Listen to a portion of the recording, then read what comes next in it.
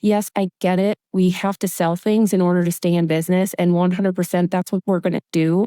But if you change your mindset from, I'm just trying to sell this person or, transfer and volley them over to the other side of the practice, if you change that mindset to, how do I actually help this person feel even better?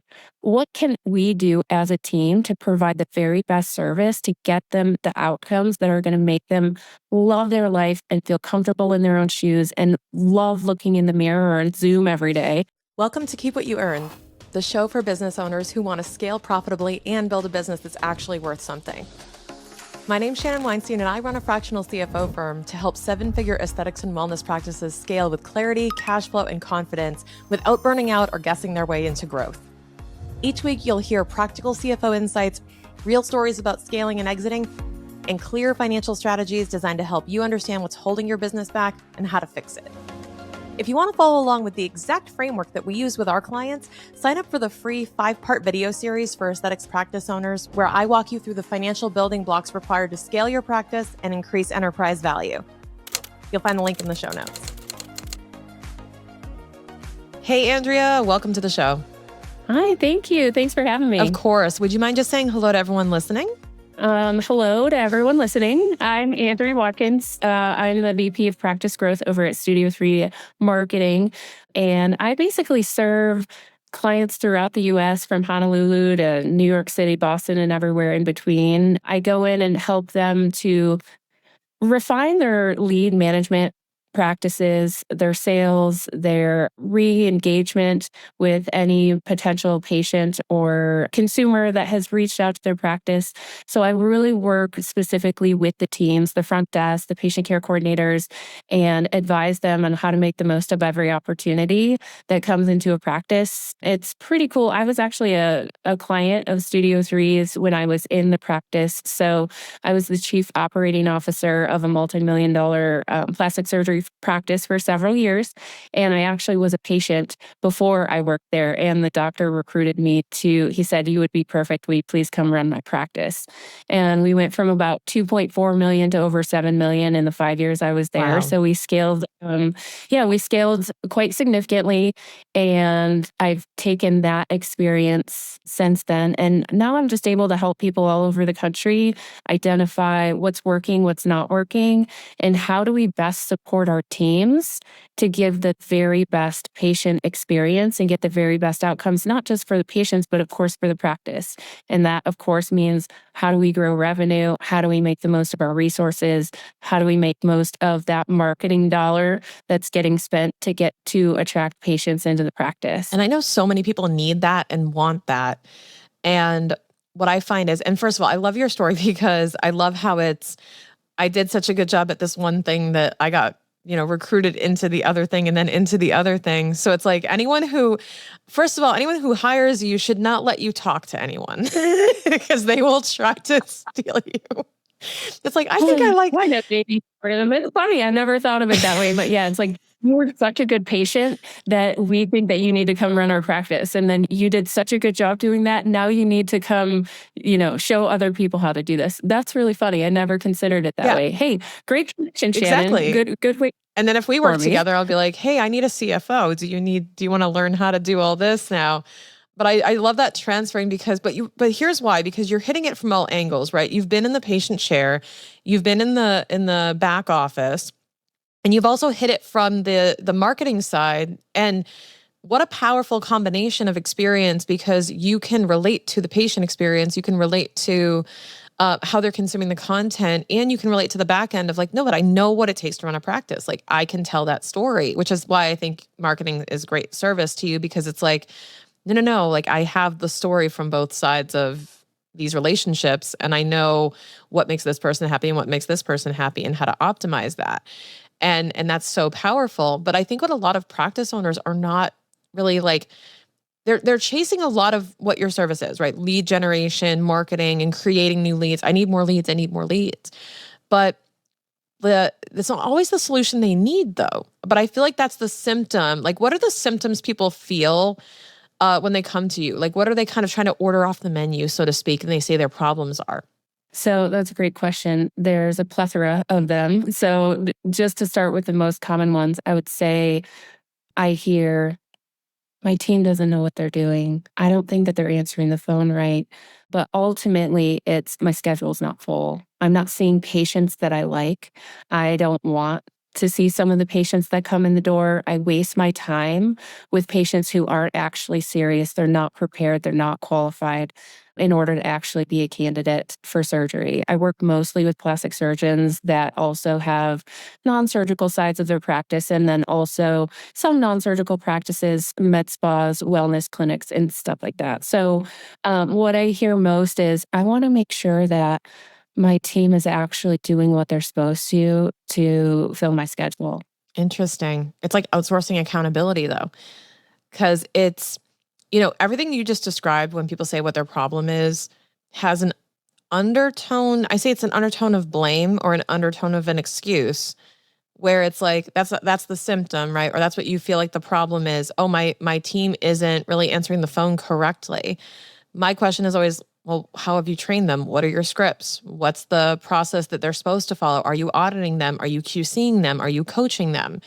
And I mean, I don't know about you, but is the answer pretty much no to any of those things? Like, do they have these things in place and people just aren't following them? Or do you feel like it's a lot of lack of structure? I think it's hugely a lack of structure, and to the credit of the business owner, the surgeon, or whomever, that's not why they went to school, and truly, that's not the highest and best use of their time. Like, why did they hire you as a fractional CFO or as someone that helps them with their books? They didn't go to school for a decade and a half and do residency and fellowship and all these things so that they can also understand what is the best way to lead a patient through their journey, to build value, differentiate my practice, build trust and rapport. They haven't focused on that. So typically it's a lack of structure, and thank God for that, or else, what would I do and where would my passion lie? Right. So I'm very thankful Yeah. for that. Like, not all of us have in everything in life. I'm such a firm believer that we all have superpowers. And the most powerful team is when you take and appreciate everyone's superpower, smash them up together, get the right people in the right seats on the bus, and your potential there is going to be unlimited. But you also have to recognize maybe when it is or is not your specialty. And then you can just, yeah, it's going to cost you some money, but the investment, as long as your return is more than that investment, you're winning. And again, for a surgeon, the highest and best use of his time or her time is not to listen to phone calls and say, how's my team answering that phone? How are they bringing in patients? What questions are they asking to make sure that this person is a good fit for me and for my practice? That's not the highest and best use of their time. So that's why you bring someone like me in, and it's like we have gone through this process with over 100 different practices so that we can really help you kind of shortcut to what's actually going to work, because I made a ton of mistakes. I can't tell you how much shit we did wrong when I was in the practice, because I'd never been in aesthetics or in plastic surgery before. So, yeah, lack of structure. And that's why you get an expert to come in and support your team in a way that's meaningful, impactful, and also empowers them to do the job they need to do so you can continue to grow your business while you're doing what you went to school for, which is meeting with qualified patients and treating them and spending time in the OR or at the chair, doing injections and non-surgical stuff as well. Yeah, I totally agree. One of the biggest questions that we get as CFOs is, when am I ready to expand? When am I ready to exit? Unfortunately, it is a complicated question, but the answer can be simplified into a framework that we've developed that helps identify the 5 financial vital signs that are indicating if you're ready for expansion into new locations or possibly an exit. You can find the link to the video series in the show notes that walks you through the simplified framework and helps you identify the biggest thing in your way to those goals.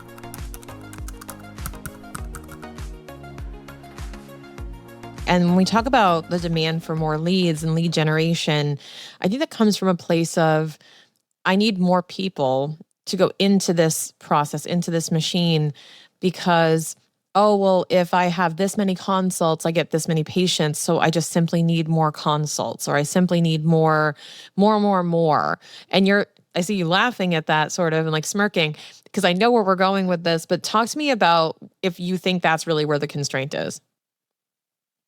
It depends. Mm. And that's like the famous answer everyone wants to give Yeah. for everything is it depends. If you are running a fully optimized, tight ship where you're utilizing every opportunity to its best advantage, and all of your patients are referring their friends and their family, and everyone has year-long treatment plans where they're coming back, like you're doing everything perfect, then yeah, the only way you're going to grow is to get more leads, to get more, to do more marketing, to spend more money on paid campaigns, etc.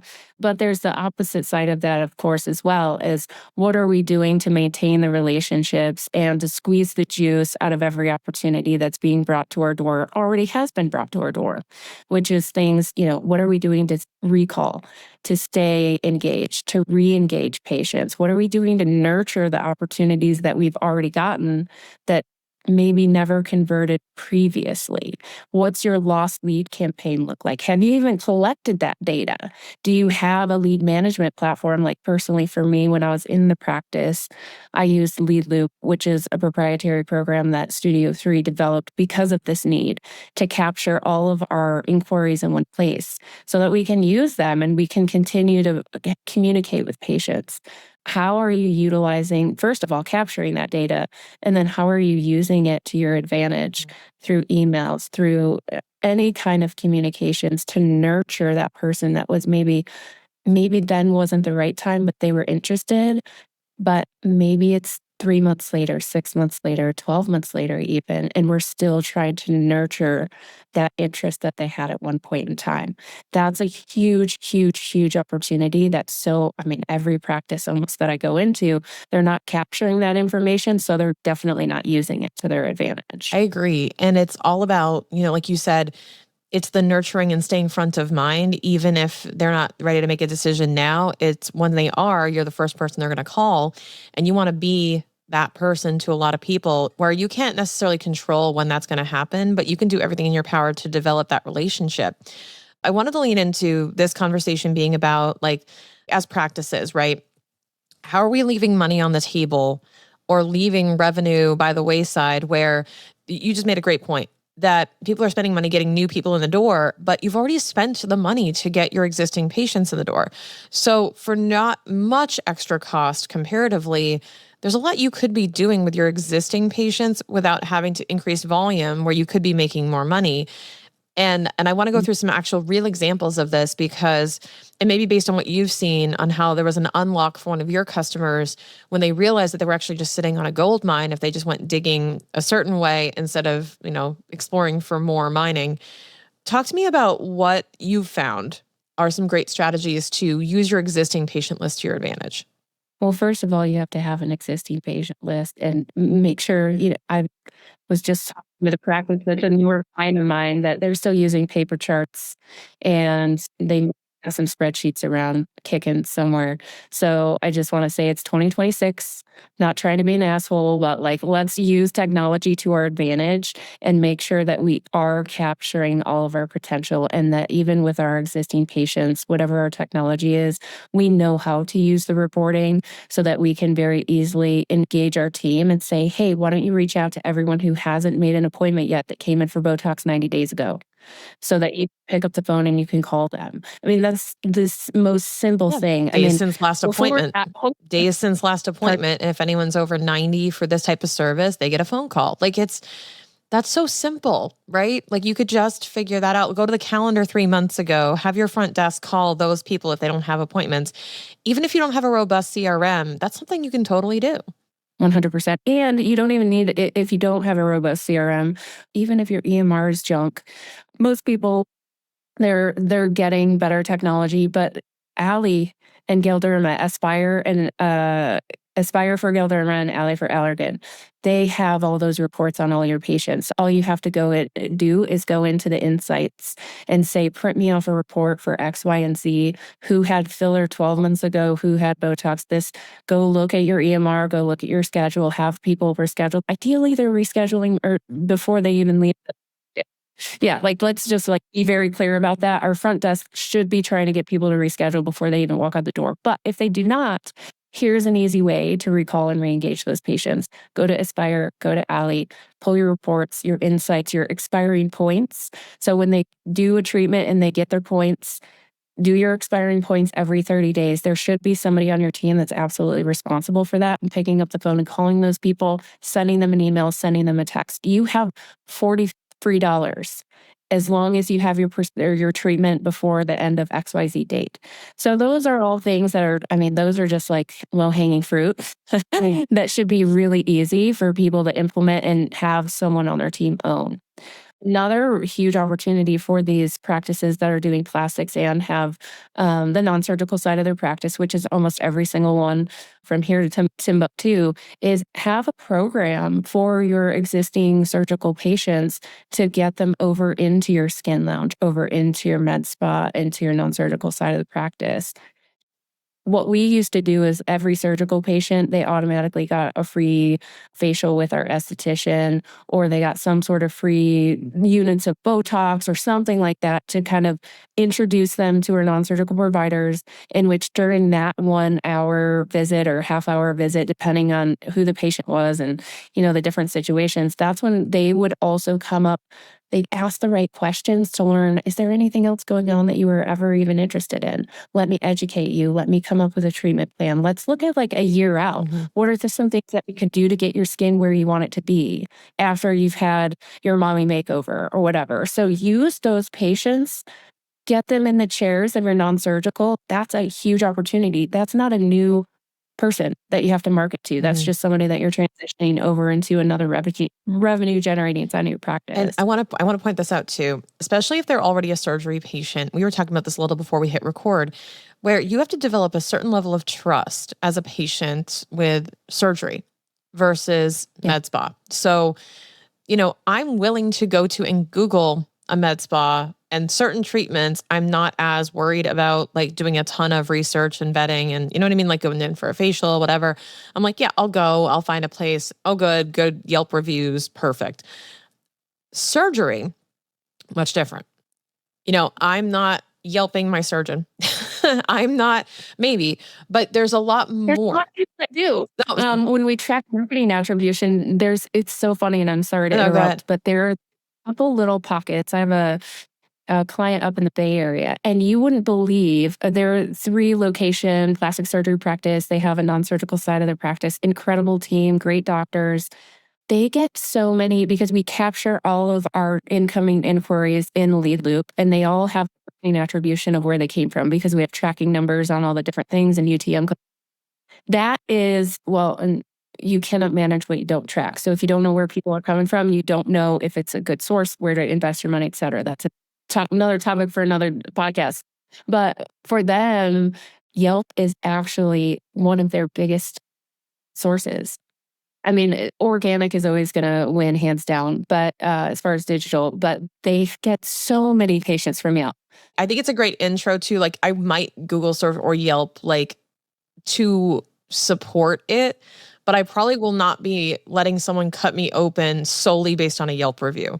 There will probably be another layer of research or meeting or a consult or a prolonged client acquisition timeline is what I'm talking about, where because there is a trust development that has to happen before the service can be delivered. And what I'm getting at is that when you're looking at the like new leads and things like that, that if you're already a surgery patient, it means you have established trust with that patient, right? So we already have this trust. It is much easier to then just offer more services that are already convenient, readily available by a trusted provider, that they already trust you to look out for them and know what's best for them because you are the administrator of their treatment plan for their surgery. They're probably going to take your advice on what you need versus they're probably going to go elsewhere. They're probably going to get these services. They might already be getting Botox. It's like, why not get it here? Why not come here where you already come for surgery, where you have your trusted, group here? And that's what I mean is like borrowing the trust that you've already developed, because it's not about selling and upselling and getting more revenue out of them. That as a byproduct, but it's about delivering like, hey, we can make this really convenient for you. You already trust us. We're well equipped to give you the results that you want to. Let's go. Well, and I just did a talk, well, where we met in Beverly Hills a couple of weeks ago, and it's like selling beauty. How do we do that without selling our soul? And if you come at it from the service standpoint, you're also providing additional outcomes. Like, yes, from the business side of things, and that's why what you said earlier, I think is so unique about my perspective is like I was a patient for a very, very comprehensive, very hard surgery after massive weight loss. And then I ran a practice for 5 years, and now I'm in practices all over the US. Like this perspective of, yes, I get it. We have to sell things in order to stay in business. And 100% that's what we're going to do. But if you change your mindset from, I'm just trying to sell this person or, transfer and volley them over to the other side of the practice, if you change that mindset to, how do I actually help this person feel even better? What can we do as a team to provide the very best service to get them the outcomes that are going to make them love their life and feel comfortable in their own shoes and love looking in the mirror or Zoom every day? If you change truly, like if you change the mindset and the perspective of how do I make more money and sell, more, more, more, more, more, and how do I really establish this process and this experience and these outcomes for our patients, the money absolutely will come.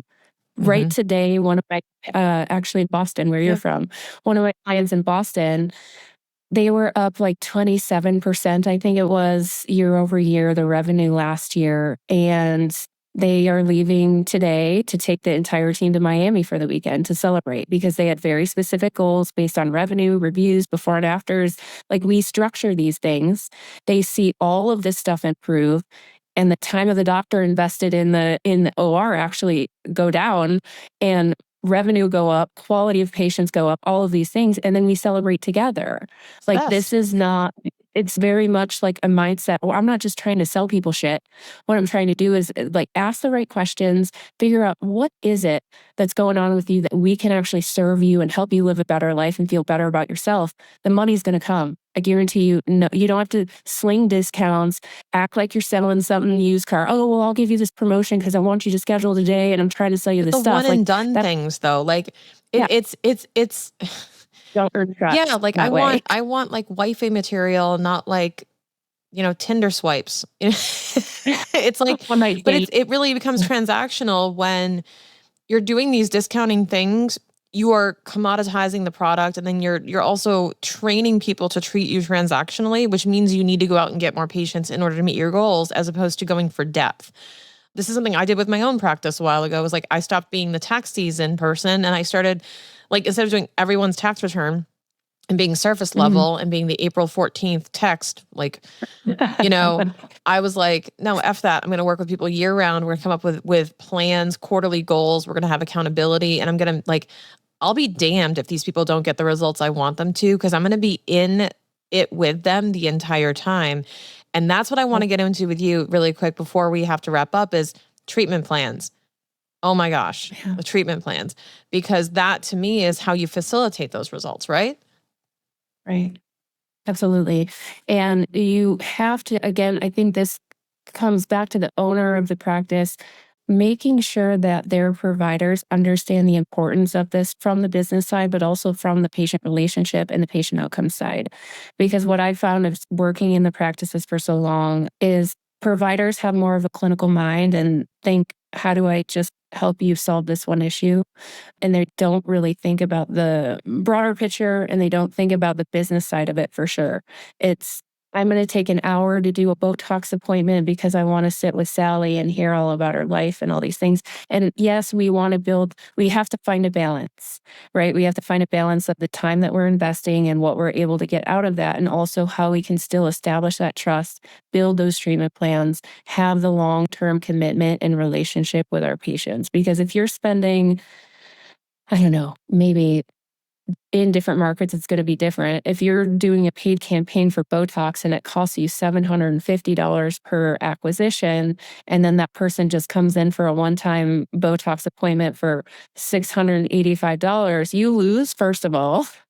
And that's really not the best experience and outcome long term for the patient because you, as a provider, you get to know the patient's skin, you get to know how their body reacts to the different toxins and the different things. So, having that long term relationship in those treatment plans, again, more revenue. Yes, more. We've got to make money. We have to keep the lights on. Everyone wants to get paid and all the things. And you're actually getting a better, longer term result and experience and outcome for the patients, which is why we need treatment plans. Like, is anything else going on? Like having little things for them to fill out that of do you have any areas of concern or any goals for certain is your skin or your wrinkles or aging or any of the things that are going on? If we don't ask the right questions, we won't know the answers so that we can develop those treatment plans. So, whether it's surgery and we're trying to figure out how we can help people meet their post surgical body or face goals, or it's non surgery, the very best practices are going to ask the best questions so that they can really understand the patient's motivations and any barriers to entry as far as why they would accept or not accept the treatment plan. And then we're going to come up with, I tell the girls that coach every day, all day in the 37 meetings I'm on every week. I'm like, just consider this back here behind me. It's just shelves and it's shelves of tools.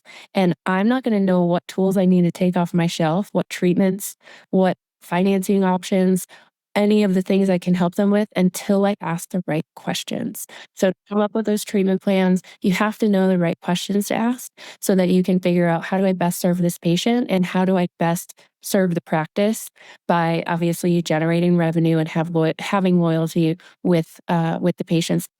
Yeah, I totally agree. And it's about also, going back to it's not just about the revenue, it's a great byproduct, but it's also about filling your provider's time and helping them develop relationships and making this a better experience for everyone in terms of your client experience and also your provider experience, because we all know turnover is terrible, especially in the non surgical side. And the key thing here is being able to create a sustainable environment as a business where people stick around, you build relationships. You just mentioned too that your client in Boston is like taking their whole team to Miami. That is not only a celebration of the revenue, but an investment in the team. And you can make those investments in the team when you unlock these types of processes that not only drive revenue to afford such things on a very surface level, but if you go beneath that and you go, well, actually, what they're doing is they're then reinvesting back into the team from these results. And now they're building a more solid foundation of a practice, both from the standpoint of consistent patients, but also consistent providers. 100%. And when it comes to those relationships too, what you were saying just kind of reminded me of something not exactly related to that point. But when you're building these longer term relationships with your patients, it's much easier to get referrals. It's much easier to get testimonials and reviews. And why would they not want to tell everybody? Why would they not want to go on Google? And all of that is so important to you being able to attract more and additional patients without having to necessarily throw money on a paid ad or do this or that or the other. Like if you have this experience and these outcomes with your patients, that just is like a snowball and it rolls hill and it helps you really to protect, not only your reputation and your legacy, but also like that new patient acquisition. When there's more reviews and there's more before and afters and your patients feel comfortable providing those because they trust you and they feel safe with you, that's just going to naturally attract more of those people that you want into your practice. And as far as like, let's go into how to apply that, right? So when we talk about referrals as an example, so other ways you can unlock your existing patient list into more revenue is referrals, but people are also just like selling. They're a little bit iffy about like asking for referrals. How do you encourage your clients to help drive referrals with or without actually just going, hey, would you mind, referring friends to us? What are the ways you can go about doing that that creates a little bit more ease and comfort? This is a great question. When I was inside the practice, we did this, and I recommend all of my clients do it. When we get past like the initial steps of let's just learn how to do our job first. Hmm. Now let's like dive in a little bit deeper. We had note cards with our logo on the front and our core values on the top of the inside of the note card, blank. And it was up to, depending on what type of patient, if it was a surgical or non-surgical patient, for my patient care coordinator specifically, whenever they had a patient that they walked through the process and scheduled the procedure and, went through this whole process with, after the patient's surgery, they would write a handwritten card that just said, it was so great to help you on your journey. so honored, blah, blah, blah. They would put it in their own words, of course, depending on their relationship with this person. And they would just say, here's my business card, put a couple business cards in there. If you have any friends, et cetera, that are interested in this, I would love to walk them through their journey as well. So it's more of like a thank you for trusting us. And if you have anybody else, please have them reach out to me type of thing. It's not a, hey, I know you're happy, so tell all your friends. Yeah, would you tell your friends about it? It's more like it's a genuine, I like to phrase it as though we really enjoy working with you. Is there anyone else just like you? that that Incredible. We had a time you want to tell to, yeah, yeah. exactly. Well, and I think when we ask for reviews, we don't say, hey, will you go to Google and leave us a review? I'm going to send you a link. Ugh. Like, Yeah. don't do that. Ask them, say, when someone says, oh my gosh, I'm so happy with X, Y, and Z, or thank you guys so much, you changed my Would you life, mind writing that which, down? well, with surgical patients, that will happen every single day that you see a post-op. You've changed my life. They walk in, their shoulders are back, their head is up. It's incredible to see. And I was that person. So I've been through it and I get it. And Yeah. they feel indebted. We do this all day, every day. And most of our patients, they've been thinking about this forever. And it comes with so much emotion and self-worth, truly, of how we feel because of the society in which we live. So when you've done something to help someone live a better life and they say thank you, you don't want to like capitalize or take advantage of that opportunity, but you need to respond by saying, well, thank you so much for choosing us to be a part of this transformative time in your life. If you wouldn't mind sharing that with other patients that are looking for providers too, I'd be happy to send you some information about where you could leave. Just tell us about your experience so that other patients can use that when they're deciding who to choose for their provider. It's like puts them in the hero chair of you had this great experience. Now maybe you could shed some insight for other people that are also looking to have this transformation. Yeah, I think a good reminder post result that like remember how long it took you to decide, or especially when they say, "Oh, I wish I did this sooner." And as Yep. what would also help is I'm sure somebody else out there is going to Yep. wish they did it sooner. Yep. And you might be able to help with that. That's powerful Yep. because you could help someone else realize what they're missing out on, right? Yep. With these treatments or with the surgery that we could help somebody else achieve those results faster too. And I think when it comes from service, when it comes from Yep. you and I together can be of service to a future patient, it's a very Mhm. different tone, and it's not ingenuous. It's genuine that like we do Mhm. want to serve more people. Do you know anyone else who would want to accomplish this result too? Not to mention Mhm. if they say like I've been getting so many compliments, you want them to feel comfortable saying, "Oh, I was with this, oh, it's Dr. so and so." You know how Mhm. especially women. Do you know how women are when, if you look at my bag and you're like, "Oh my god, I love that bag." And I'm like, "TJ Maxx on sale." Like the first thing we do is where we got it and how and I whether or thought not that was just the Midwest thing because I'm from the we Midwest don't take originally. I credit. thought that was real. We don't Okay. like right, we don't take credit, right? We don't take credit for Yeah. like, "Oh, I love your bag." And you immediately go, "Oh, this thing?"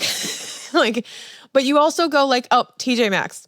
Go get yourself one." Like I tell you exactly where to go find it. That's my point. Is that you go Mhm. I say exactly, "Here's where you can go find it. Go get yourself one. I don't keep secrets." Right? Yeah. I'm like, "Oh, I got it at, oh, I love those shoes. Cole Haan, Boylston Street, right over there." Like, Yeah. I just tell you where to go get them. And that's Luckily, how we are. But what's funny is now if people say, "Oh, like again, complimenting each other's bodies, whatever, whatever." But if someone says something, it's like, "You look amazing." It's like, "Oh, Dr. Smith." And it's like, "Oh, great. I'm going to take that information down." Your best advertising is your results. Your best advertising is how people feel and carry themselves, because they will also then be willing to send people to you because they will brag about their great choice. And they will say, "Here's where you can go find that." And that I think people take for granted that like that is a thing that people naturally do and they forget. And you just have to be that person they think of.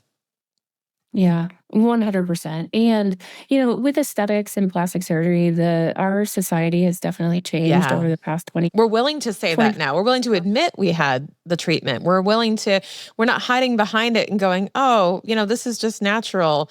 Um, Yeah.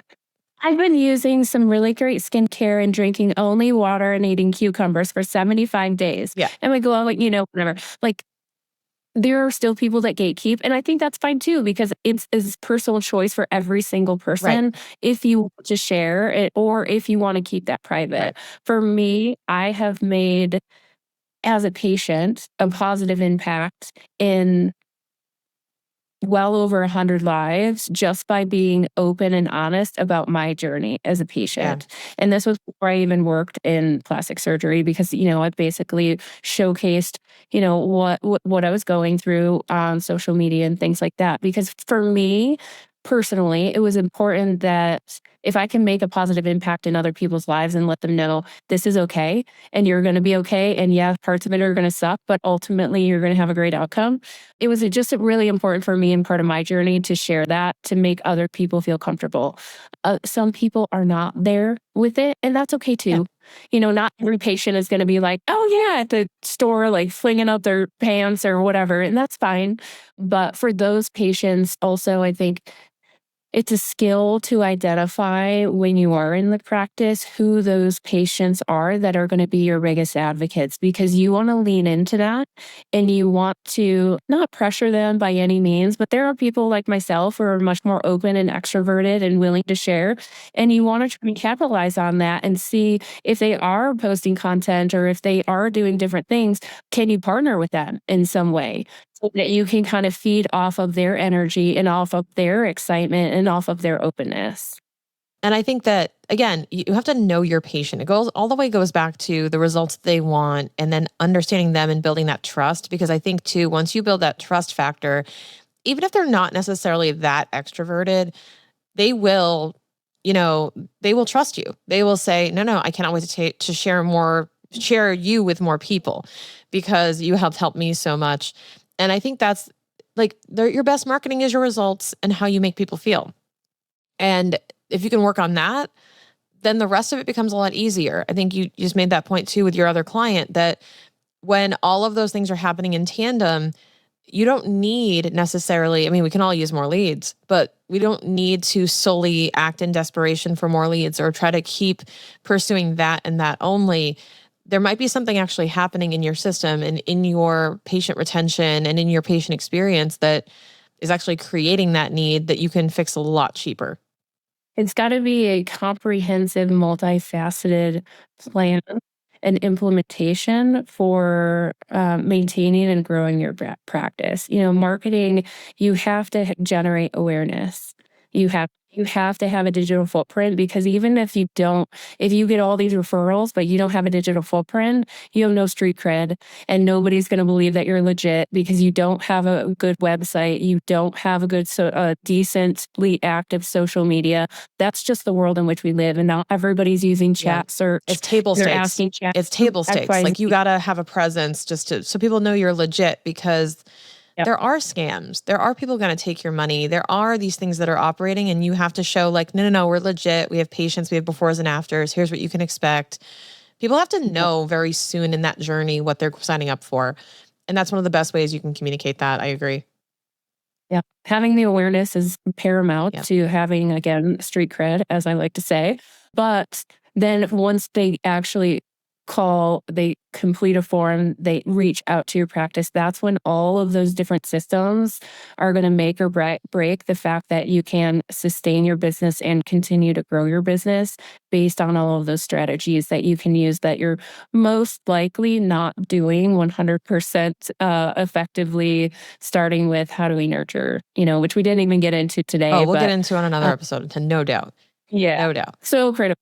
So critical. Yeah. And as you can tell, time flies when we're chatting and you and I will definitely reconnect on another episode and we could go on all day about this and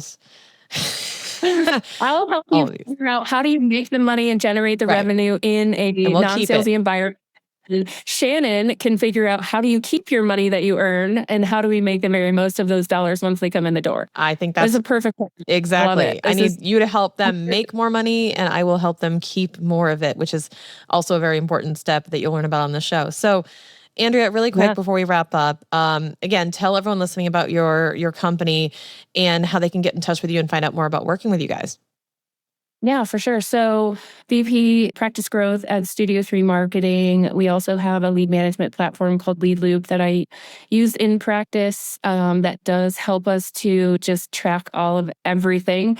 So, it helps us to grow and stay organized and really have clarity behind what's actually happening with our new potential patients at any turn of the gate. I also actually co host a podcast called Practice Land, Not Your Doctor's Podcast.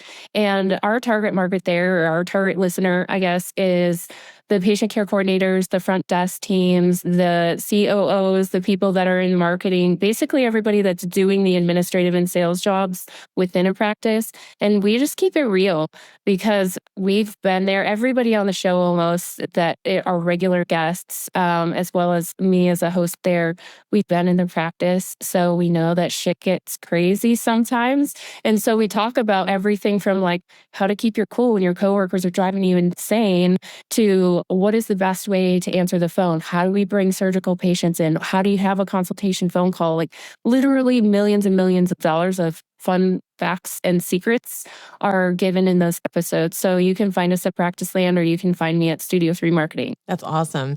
And we should definitely have a chat on that show about like numbers that you can know as a practice coordinator, like that your doctor gets, but there's plenty we can share with our teams too. So that's going to be so huge. Andrea, thanks you so much for jumping on the show today. Really appreciate your time and all the insights you shared with everyone. Absolutely. It's a pleasure. Thanks so much for having me. Hey, thanks for tuning into today's episode. If it left you feeling inspired to take action, make sure to check out our free video series that walks you through the same framework that we use as a CFO team to identify what's holding a practice back from growth and how to fix it. Links in the show notes. See you on the next episode.